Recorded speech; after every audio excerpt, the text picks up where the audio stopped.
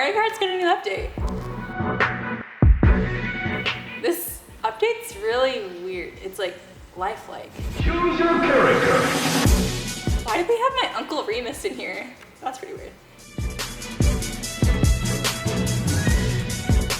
Oh, Donkey Kong. Okay, Donkey Kong. Princess Pretty Unicorn? Okay. Oh, and Off-Brand Barney.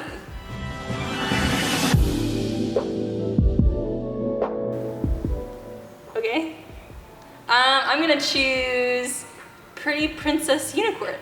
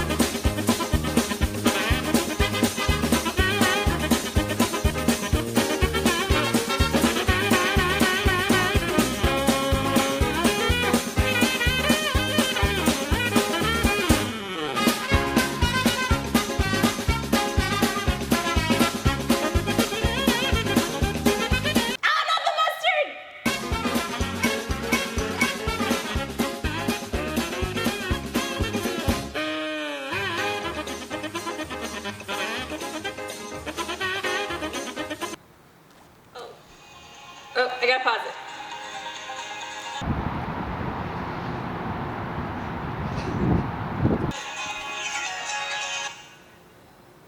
Hello? Hey, Kelsey, where are you? Oh, I'm playing video games. What? We have to do this video right now. Oh shoot, I forgot. Okay, hold on. What do we do?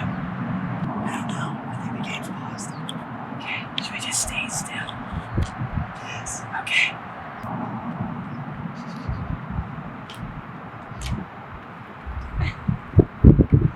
Hey guys, it's so good to be here with you. I hope you're doing well. We're gonna go into a time of worship right now, so let's do it. What up, y'all? We're back inside. Welcome to Elevate Worship. Let's do it.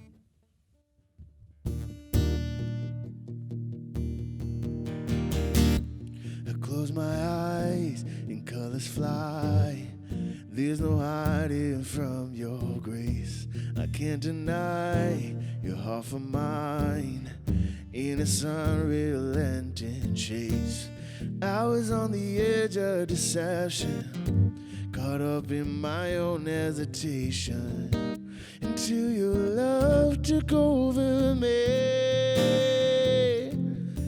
So I let go and I let love show me life like it's supposed to be. In oasis, here awaits us all the freedom I ever need. Now I'm alive. Oh la la, oh la la. When I let go, then I find life. Oh la la, oh la la. When I let go, then I find life.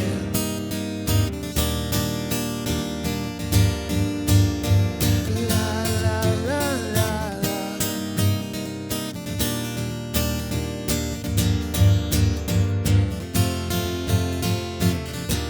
A higher way is calling me to a life unlike before. The Father's heart is beckoning, and I can't resist no more.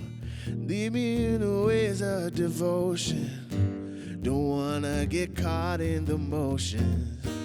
Heart is only for you, Lord. Yeah. So I let go and I let love show me life like it's supposed to be. In oasis, he awaits us all the freedom I'll ever need. Now I'm alive. Oh la la, oh la la. When I let go, then I find life. Oh la la, oh la la. When I let go, then I find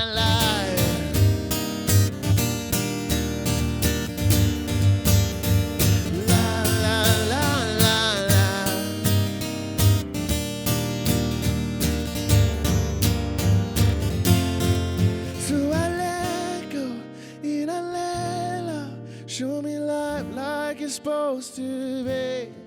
It awaits us, it awaits us. You're the freedom I'll ever need. Now I'm alive.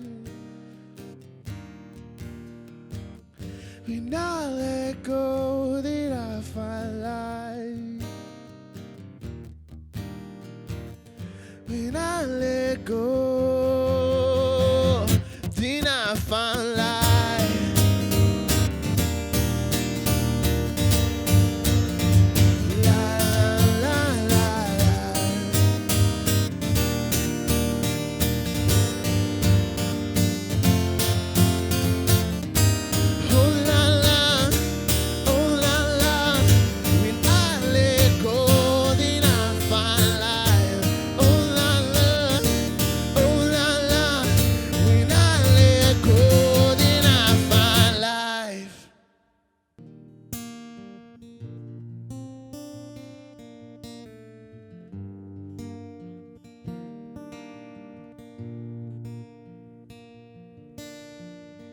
There's a grace when the heart is under fire. Another way when the walls are closing in. When I look at the space between where I used to be in this reckoning, I know I will never be alone. There was another in the fire standing next to me. There was another in the waters holding back the seas. And should I ever need reminding of how I've been set free, there is a cross that bears the burden where another died for me. There is another in the fire. Another in the fire, Lord.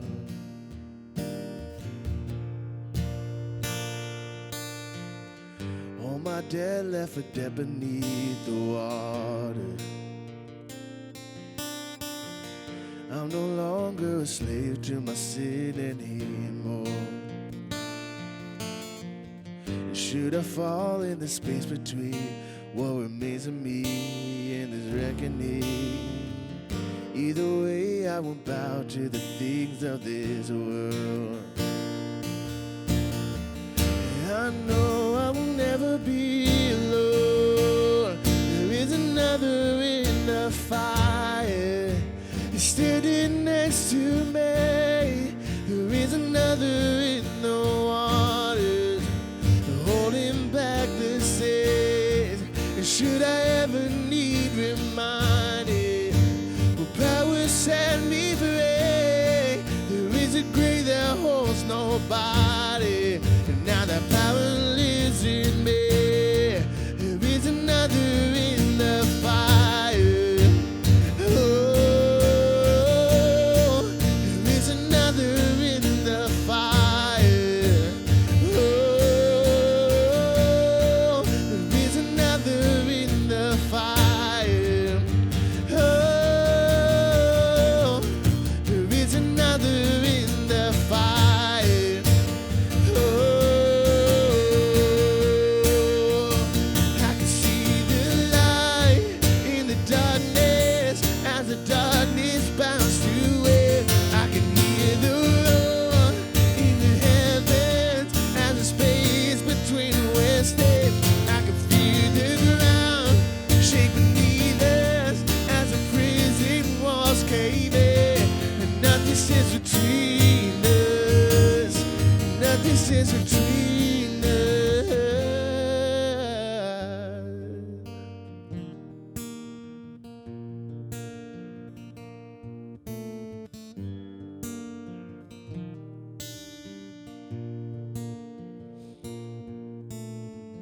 There is no other name but the name that is Jesus. He who was and still is and will be through it all. So come with me in the space between all the things and see in this reckoning. I know I will never be alone. 'Cause I know I will never be alone. Be another in the fire, standing next to me. There'll be another in the waters, holding back the seas. Should I ever need reminding how good you've been to me, I count the joy come every battle, 'cause I know that's where you'll be. I can see the light in the darkness as the darkness bows to it. I can hear the roar in the heavens as the space between west and I can feel the ground shake beneath us as the prison walls cave in. And nothing says between us, and nothing says between us. I'll be another in the fire, standing next to me. There'll be another in the waters, holding back the sea. Should I ever need reminding how good you've been to me, I count the joy come every battle, 'cause I know that's where you'll be. I count the joy come every battle, 'cause I know that's where you'll be. Count the joy come every battle, 'cause I know that's where you'll be. Father, we thank you that in every season, Father, you are right there with us. God, that you don't leave us, that you meet us where we're at. You are right where we need you. So, Father, in response to that, we give you this time. We give you our ears, our hearts, our minds, God. Would you teach us something new today? We love you in your name. Amen.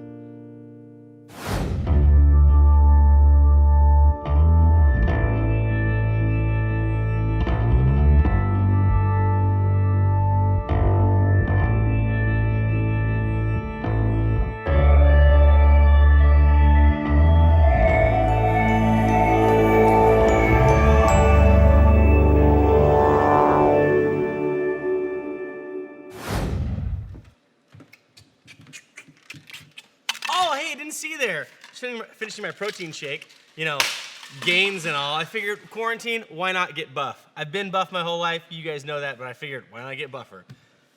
We all know that's not true. But hey, welcome back to Greater Than Week 4, back at my desk. And I just want to share some stuff with you guys. And here's the question we're going to start with, okay? Have you guys ever felt lonely? I know we're all going to say yes, and you're going to roll your eyes, and some of you wanted to just tune out because you're like, I've heard this before, but hang with me for just a minute, because as we talk about greater than, here's the idea I want us to talk about. It's that we is greater than me. And I know, again, like we hear that there's no I in team, that you need people, and that's what we're going to talk about today. But I feel like this is so relevant because in quarantine, how many of us feel like we're alone? How many of us feel like all of our friends have abandoned us or left us, or you see your friends talking or texting or whatever, but no one's doing that for you? But what I really want to talk about is, what does it look like to have the best we possible? What does it look like for those people to be in your life, right? I told you guys this story before, but growing up, I grew up in a small town in North Phoenix, Arizona. It's called Anthem. And I was there for a long, long time. I moved there in second grade, finished high school there, and then shortly after that got married and moved somewhere else. But during that time, from second grade through high school, I lived in this town with the same people, right? Nobody changed. I knew everybody. I played sports. I worked at the community center. I worked at McDonald's for like 3 months, which was not a lot of fun, but I did it. But the crazy thing was that I changed schools a lot because of where my mom worked, right? She worked in a different town, and she got this other job over here. And so I would go to school, not necessarily in the town that I grew up in. I would go to school wherever my mom was at, outside of that. And so the hard part is even though I knew everybody, I knew everybody's name, I grew up with them, a lot of times people didn't know me, right? And so I remember in 8th grade, my mom was like, hey, I think it's time for you to go to the school that's in our neighborhood, our public junior high. That's where I want you to go now. I was like, okay, let's go. And I knew one kid there really well. His name was Tanner, one of my best friends growing up. And I showed up on day one thinking, man, I'm going to know everybody. And the crazy thing was I knew everybody. I knew everybody's name, but nobody really knew me. Nobody knew who I was because I hadn't been at that school. I didn't go do all those things with them, growing up at the elementary school with them and then junior high. I was the new kid. Even though I knew them, they didn't know me. And so for a time in my 8th grade year, that was one of the most lonely times ever. Because can you imagine looking out and seeing familiar faces, but knowing that those familiar faces aren't looking back and seeing you? It was super lonely. It was super tough. Can you imagine having no support, having no one close to you, having no one that you can just talk to and share your life with? Well, that's kind of where I was. I had one good friend, Tanner. We hung out all the time. But outside of that, it took a while for me to get to know people and for them to get to know me. It took a while for us to connect in that way. And you see, what I want you guys to think about today is that we is greater than me. Having a support system, having people around you is greater than me being by myself. And that goes in so many different ways. That goes to sports, to being successful, right? Just doing it on your own is not going to work out. You have to have people around you, but you have to have the right people around you. Right? It's not just about going through and playing the same video games all the time. It's not just about, liking the same movies. It's about having authentic and genuine, deep relationships, because that's what will change this world. That's what the we is.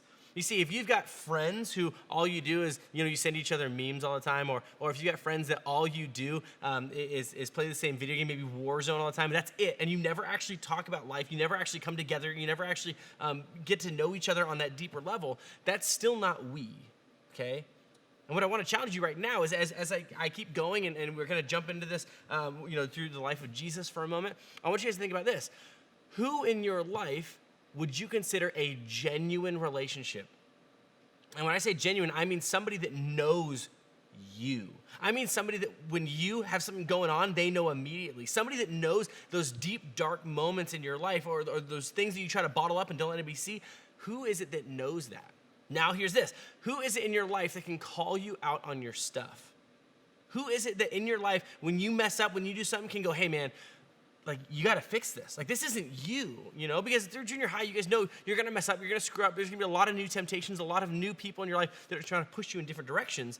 But who in your life can really stand up and say, hey, this isn't you? Or hey, this is right. Or hey, this isn't right. Who is that in your life?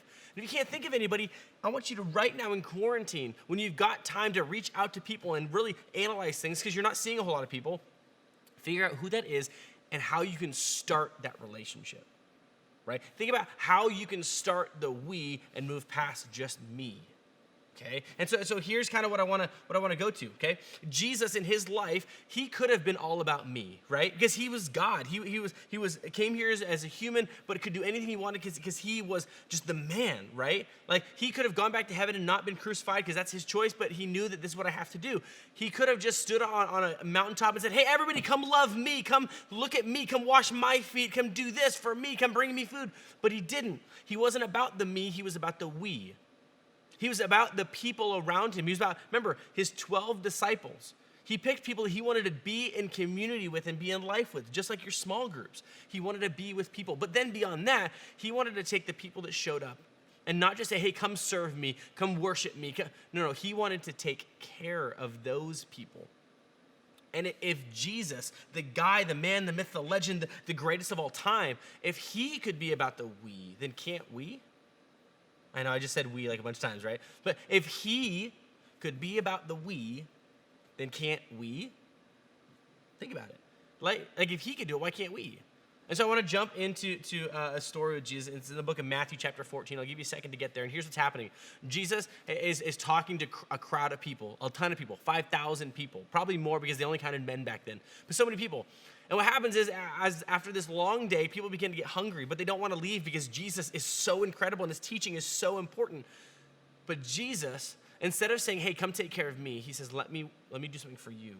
Let me take care of the we. Let me take care of the people around. Don't worry about me. Let me take care of you. And here's what it says. Matthew chapter 14, verse 15, it says this. As evening approached, the disciples came to him and said, this is a remote place and it's already getting late. Send the crowds away so they can go to the villages and buy themselves some food. So the disciples are doing an amazing thing. They're like, hey, we should take care of them. Give them time to get home before it gets too late. Go get food, go get a place to sleep, get a good rest, and let's come back tomorrow. Let's take care of these people.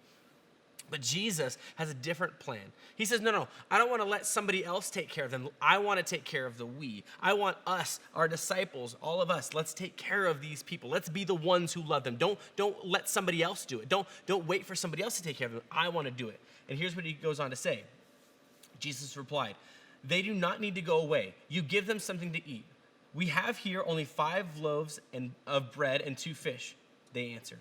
Bring them here to me, he said, and he directed the people to sit down on the grass. Taking the 5 loaves and the 2 fish and looking up to heaven, he gave thanks and broke the loaves. Then he gave them to the disciples, and the disciples gave them to the people. They all ate and were satisfied, and the disciples picked up 12 baskets of broken pieces that were left over. The number of those who ate was about 5,000 men, besides women and children. So right here, here's what's happening. Jesus says, no, I want to take care of them. Because how easy is it in life for us to worry about us and go, I don't have time right now. Let's just send them that way. And it sounds so good, right? Hey, if I send you over here, they're going to take care of you. But what if we were the ones to take care of people? What if we were the ones who developed relationships with people around us, that we had people in our lives that would take care of us and we could take care of them? What if we did that? What if you looked around your life and your small group was your we? What if those people were the ones that were there to help you when you need it, but you also helped them? What if you were the one who went out into the world and as people had nothing, you took care of them? You were the one taking care of we. You were the one that said, we is greater than me. I might be inconvenienced. I might have a harder life because of this, but I'm going to give what I can to people. And Jesus broke the bread and broke the fish because he gave thanks to God. He said, God, thank you for providing what you have. And I know in this season, for some of you, this is super difficult to go, well, my dad just lost his job. He got furloughed, which I don't even know what that means.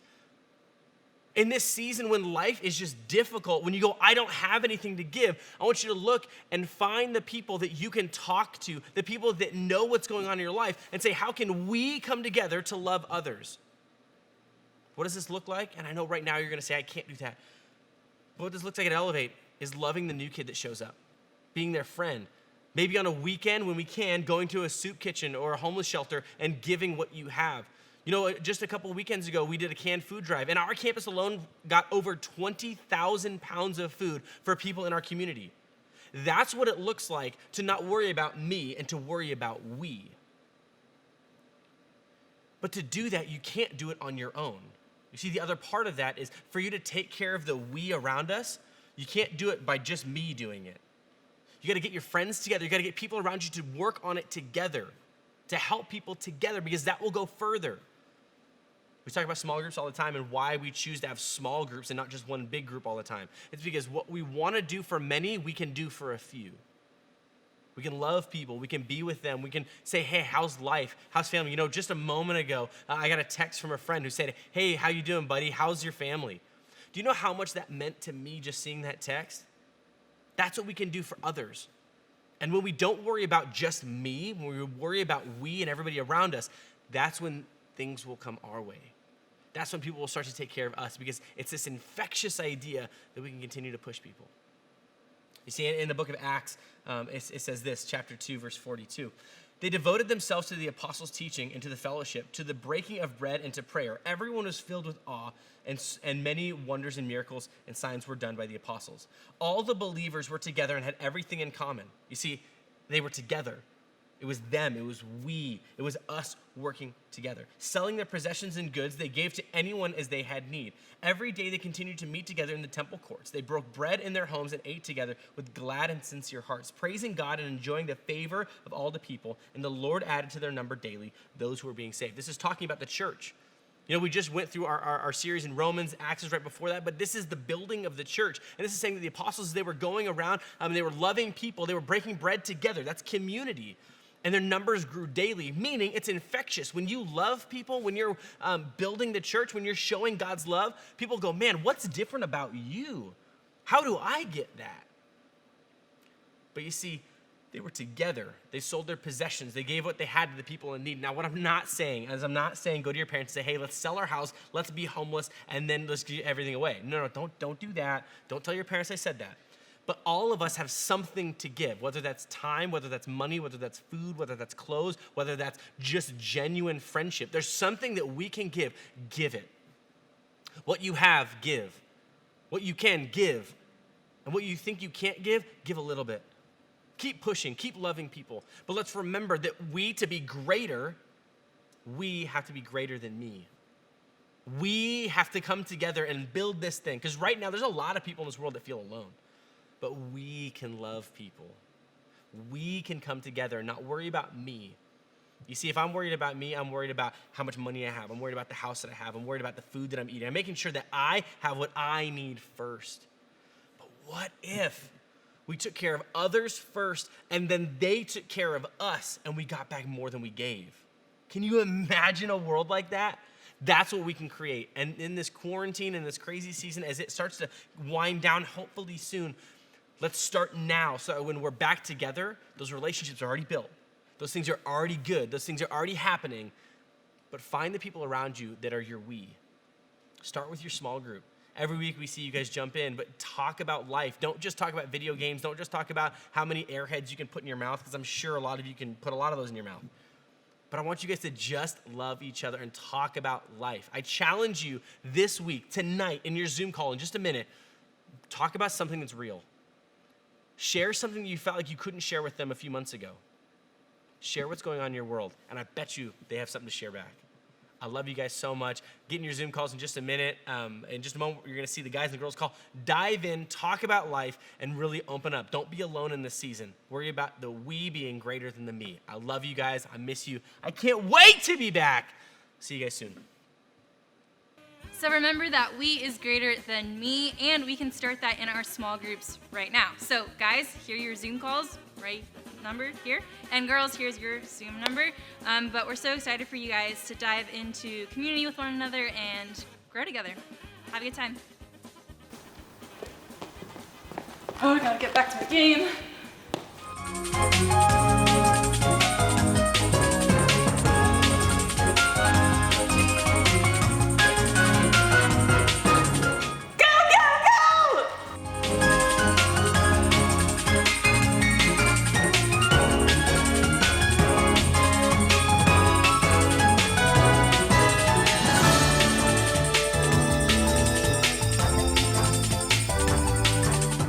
Almost there!